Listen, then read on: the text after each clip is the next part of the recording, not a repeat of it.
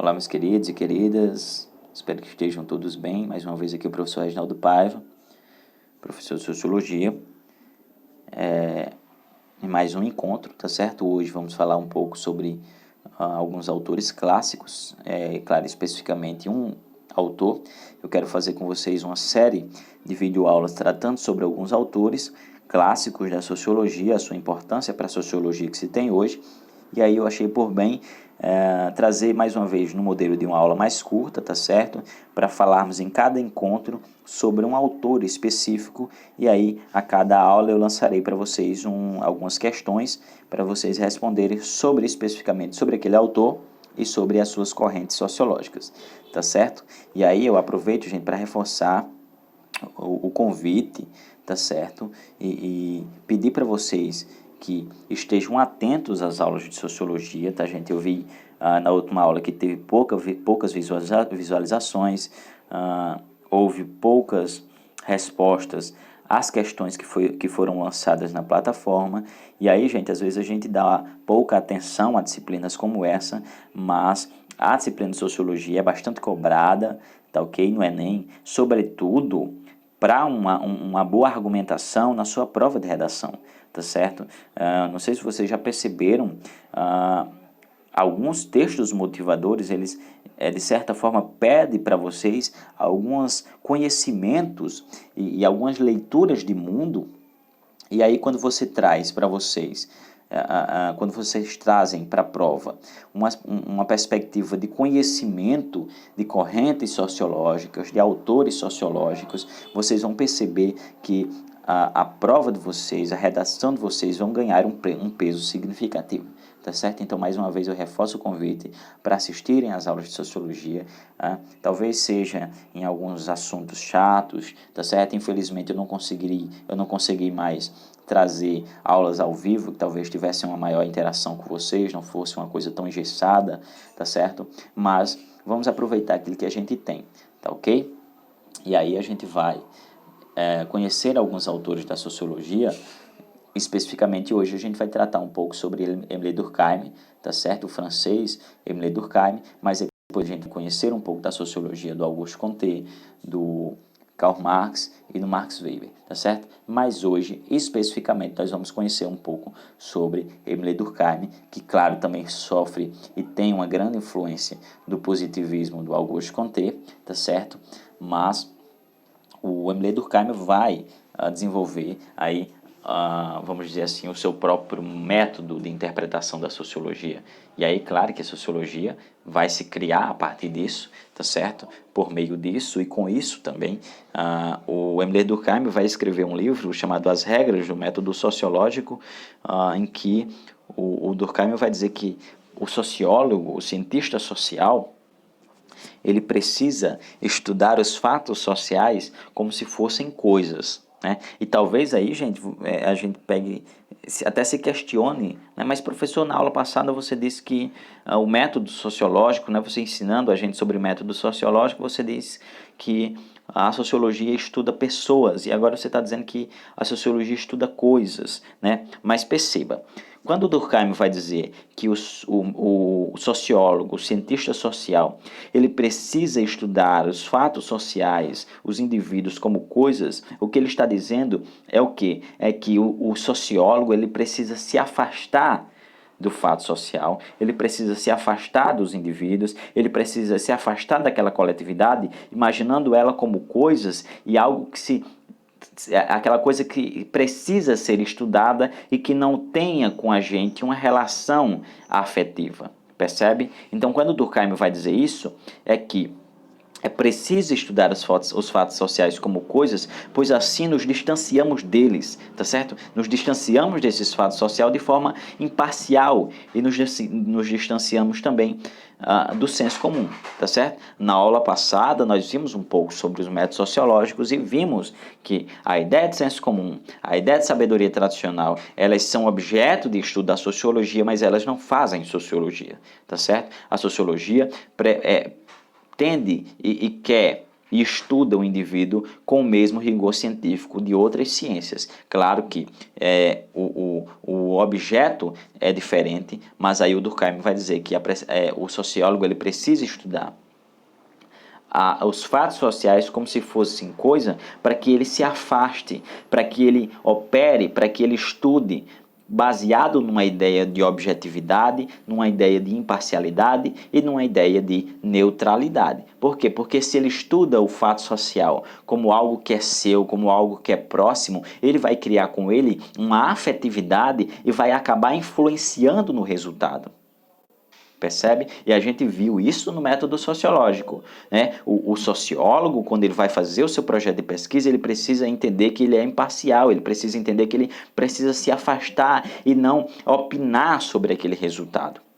Tá ok? Então, quando o Karl Marx, aliás, o Durkheim, no método, nas regras do método sociológico, vai dizer que o sociólogo precisa estudar o fato social como coisa, é que ele precisa estar afastado, ele precisa olhar com objetividade, ou seja, ele precisa saber onde ele quer chegar, tá certo? E só tratando o fato social como coisa é que ele vai se isolar e agir na capacidade de cientista social e não como parte daquele processo. Tá certo? Não como aquilo, como uma relação afetiva, mas sim como alguém que observa aquele objeto social. Percebe? Então, com a ideia de se saber onde quer chegar, ou seja, a objetividade. Né? Na aula passada a gente já viu isso. Né? Eu não posso estudar um fato, um problema social, se eu não sei por que eu estou estudando aquilo, se eu não sei qual é a minha pretensão, eu não sei onde eu quero chegar. E aí o Durkheim vai dizer que é preciso estudar com objetividade, eu preciso estudar querendo saber onde eu quero chegar. Depois, há uma necessidade de agir com imparcialidade, certo? Eu estou na capacidade de cientista social, eu não posso interferir no processo, eu não posso interferir no resultado, eu preciso agir com imparcialidade, certo? E aí, a ideia de neutralidade também. Tá certo? Eu estou na condição de cientista, então eu não posso arbitrar, eu não posso determinar o resultado que eu quero. Por quê? Porque o resultado se dará nas várias formas e interações que o estudo ofereceu a ele e que no resultado acabará sendo tal qual. Tá certo? Então a neutralidade é também fundamental ao processo de se fazer sociologia e é um dos pontos apresentados nas regras do método sociológico trazido por Durkheim, tá ok? Então, para o Durkheim fazer sociologia precisa entender que os fatos sociais precisam ser analisados como coisas. Por quê? Porque eu analisando como coisas, eu fujo do senso comum, eu evito de dar juízos de valores ou pré-julgamentos, tá certo? Eu me desassocio daquilo e ajo com mais objetividade, com mais imparcialidade e mais neutralidade, tá ok? E aí depois o Emile Durkheim vai trazer a ideia de fato social, né? Assim como a gente vai ver depois que o Weber vai trazer a ideia de ação social, o Karl Marx vai trazer a ideia de materialismo histórico dialético, né? O Emile Durkheim vai trazer a ideia de fato social, né? E o que seria essas ideias, a ideia de fato social para o Durkheim? Né? Ele vai dizer que os fatos sociais acontecem independentes das ações individuais, tá certo? É como se a sociedade, a coletividade fosse um organismo vivo,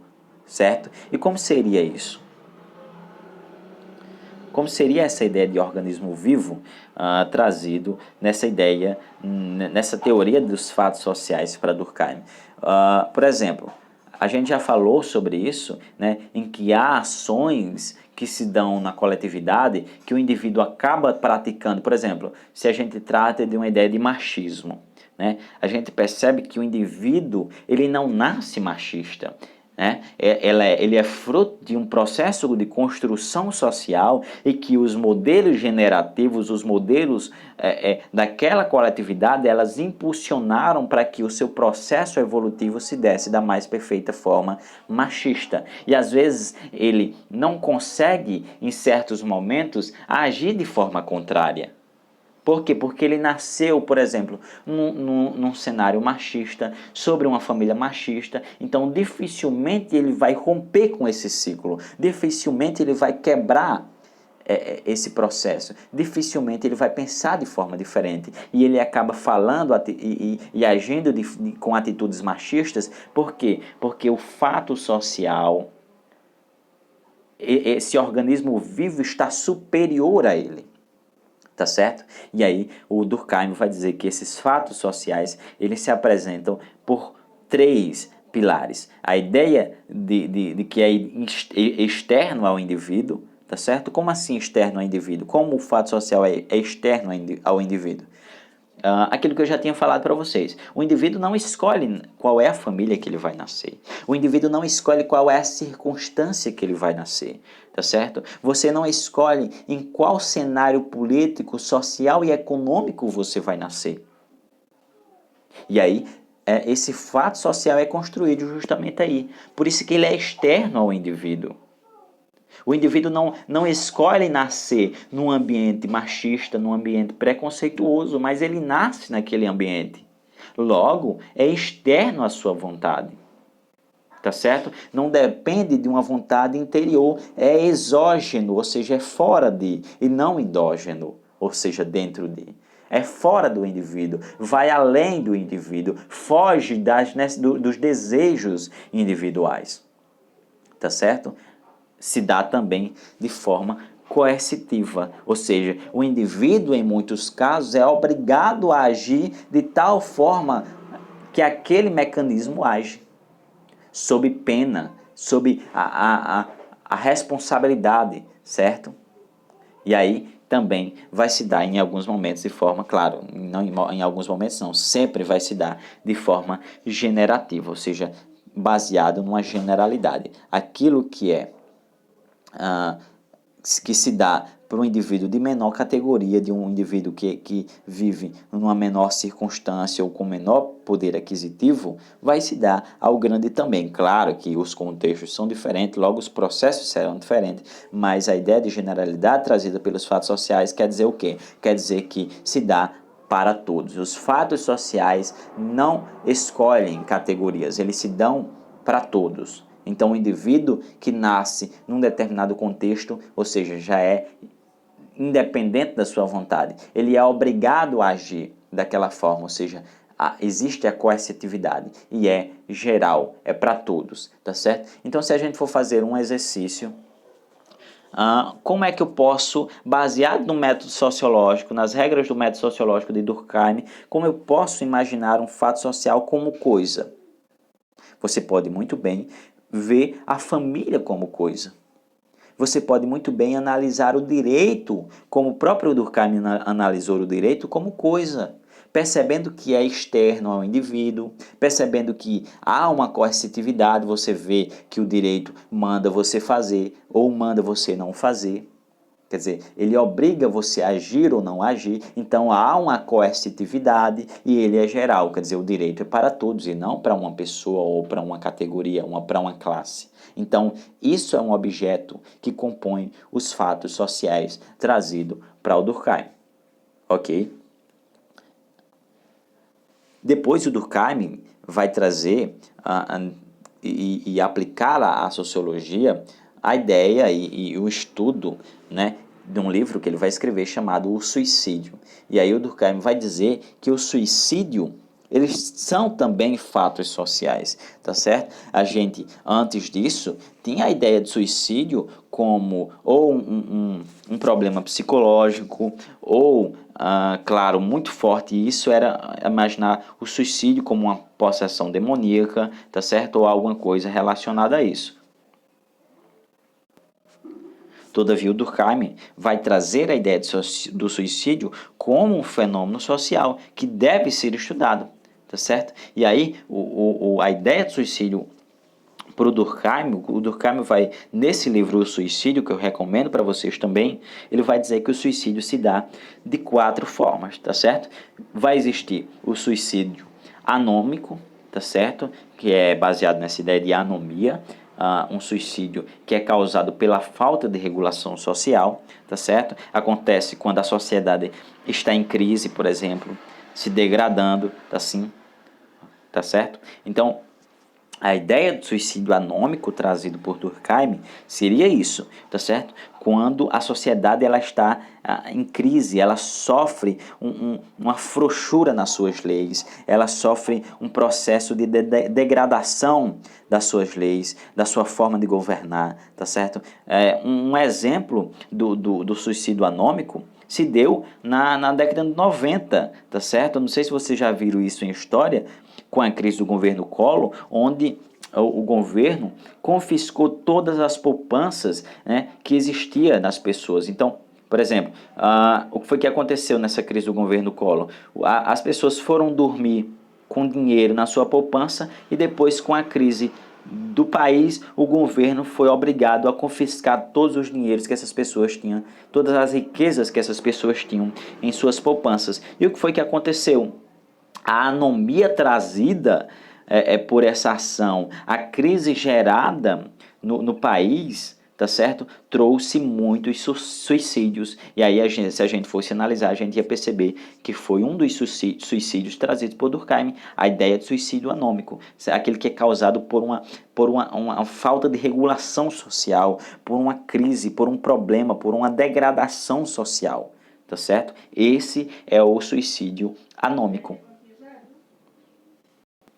Existe também um suicídio altruísta, tá certo? O que seria o suicídio altruísta? É aquele que se dá pelo excesso de integração social, tá certo? É quando é feito de forma a defender uma sociedade, tá certo? Como se daria o suicídio por um suicídio altruísta? Se a gente for pegar aquele exemplo dos kamikazes, tá certo? Daqueles pilotos de avião que se chocam contra outros aviões em defesa de sua nação, tá certo? Soldados que preferem perder a vida protegendo, tá certo, a incolumidade de um patrimônio ou de uma liderança, tá certo? Ou de um representante político, tá certo? Isso é um exemplo de suicídio altruísta trazido por Durkheim, tá certo? É um suicídio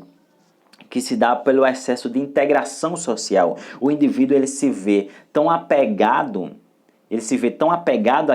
àquele mecanismo, ele se vê tão junto àquela coesão social que ele prefere dar a sua vida para que aquele processo, aquela coesão, aquele contexto, aquela coletividade social, ela não seja desintegrada. Esse é o suicídio altruísta. Outro suicídio trazido por Durkheim seria a ideia de suicídio egoísta, que isso já seria o contrário do suicídio altruísta, né? O suicídio egoísta é marcado pela baixa integração social, né? É quando o indivíduo não se sente pertencente a determinada sociedade, e ele não se sente pertencente àquele grupo por ele se achar superior ou por ele se achar inferior àquele grupo, né? E ele prefere tirar a sua própria vida. Por quê? Porque ele não faz parte, ele se sente como algo que não se encaixa, que não faz parte daquele grupo, tá certo? Vai existir, algumas pessoas vão apresentar também na própria sociologia de Durkheim a ideia de suicídio fatalista, que é quando o indivíduo é regulado demais, né? Há uma forte regulação, há uma ideia metódica para que aquele indivíduo ele haja daquela forma, tal qual como mandam, tá certo? E o indivíduo ele se sente tão pressionado por aqueles modelos que ele prefere tirar a sua vida e não viver sobre aquelas circunstâncias, tá certo? Então, gente, para recapitular, na sociologia trazida por Durkheim, o Durkheim vai apresentar na ideia de regra do método sociológico que o sociólogo ele precisa tratar as coisas como coisas, aliás, fazer um estudo dos indivíduos, do fato social como coisas. Por quê? Porque fazendo isso ele vai se afastar e vai agir mais como cientista social e não vai ter uma relação de afetividade, vai agir mais com objetividade, tá certo? Com imparcialidade, tá certo? Depois, Durkheim vai apresentar na sociologia a ideia de fato social, dizendo que o indivíduo age como age. Por quê? Porque há uma generalidade, há uma coercitividade, há uma obrigação, há um mandamento para que ele aja daquela forma, sob o risco de responder, sob o risco punido, tá certo? Por quê? Porque ele nasce num ambiente que é inerente à sua vontade, tá certo? É a ideia de que é exterior ao seu desejo, tá? E aí, depois, o Durkheim vai trazer na sociologia a ideia do estudo sobre o suicídio. E hoje a gente tem o suicídio, o estudo que Durkheim fez sobre os suicídios, sendo referência até para a própria medicina, para a psicologia, para a psiquiatria e até para a psicanálise, tá certo? Essa era a aula básica, gente, a aula curta, aliás, que eu trouxe para vocês. E aí, após a apresentação dessa aula para vocês, eu vou lançar na plataforma algumas questões sobre a sociologia de Durkheim para a gente exercitar, tá ok? Que Deus possa abençoar vocês grandemente.